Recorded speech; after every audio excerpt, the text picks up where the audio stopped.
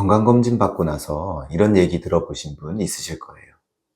녹내장 의심, 시신경 유도 함몰비 상승, 시신경 정밀검사 필요, 황반변성 의심, 이런 소견들요. 이 말을 듣는 순간 갑자기 머릿속이 막 복잡해지죠. 생각이 꼬리에 꼬리를 물면서 실명되는 것은 아닌지 이런 걱정까지 하기도 합니다. 오늘 영상에서는 건강검진 후 안과 정밀검사를 권유받는 이유에 대해서 정확하게 설명드리겠습니다.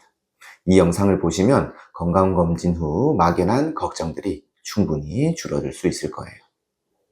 먼저 가장 중요한 개념부터 짚고 가겠습니다. 건강검진은 확진검사가 아닙니다. 선별검사, 즉 이상 가능성을 걸러내는 검사입니다. 예를 들어 안저사진이나 기본시력검사, 안압검사 등을 통해서 정상과는 약간 다른 부분이 보인다. 이 정도까지만 판단하는 단계입니다. 그래서 의심이라는 표현이 붙는 것이죠. 그리고 그게 검진의 목적이기도 하고요. 녹내장은 시신경이 손상되는 질환입니다.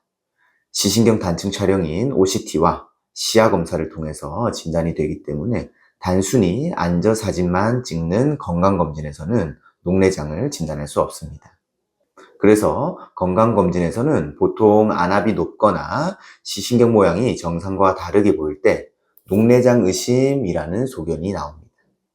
녹내장 의심과 비슷한 소견으로는 시신경 유도 함몰비 상승, 시신경 정밀검사 요함 등이 있습니다.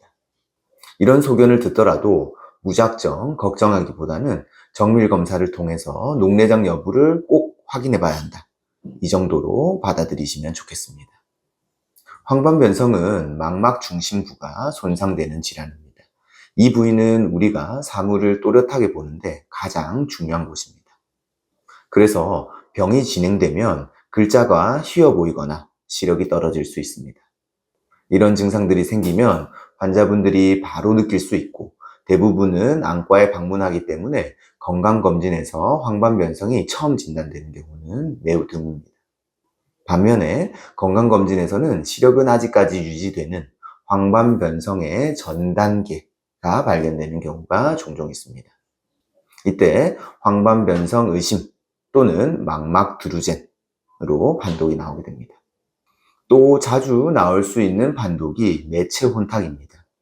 매체 혼탁은 빛이 지나가는 길의 흐려진 상태라는 의미인데요. 눈에 있는 매체는 각막, 방수, 수정체, 유리체 등이 있습니다. 안저사진이 흐리게 찍힌 경우 이와 같은 판독이 나오게 됩니다. 수정체가 혼탁해지는 백내장이 그 원인일 가능성이 많습니다.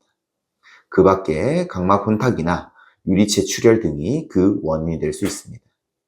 또 문제는 아니지만 동공이 작아서 안저사진이 흐리게 찍히는 경우가 있는데 이때도 이런 사정을 알 수 없기 때문에 어쩔 수 없이 판독은 매체 혼탁으로 나가게 됩니다. 따라서 매체 혼탁 소견을 들었다면 정밀검사로 그 원인을 확인하는 것이 중요합니다.